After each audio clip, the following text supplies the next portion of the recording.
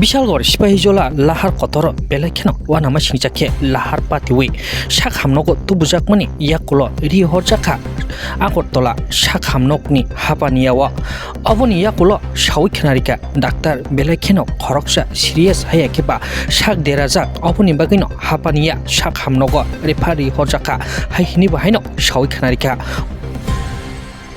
Traffic অ্যাক্সিডেন্টে around 8:30টার দিকে তিনজন পেশেন্ট এসেছে ইনজিওর্ড।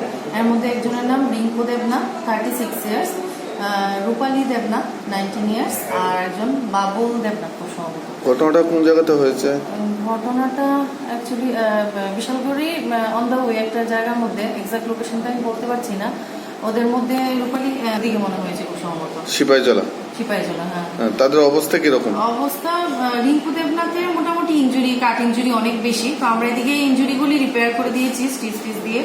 বাদ বাকিটা একটু সার্জিক্যাল কনসালটেশনের জন্য হাঁপানিয়াতে রেফার করা হয়েছে।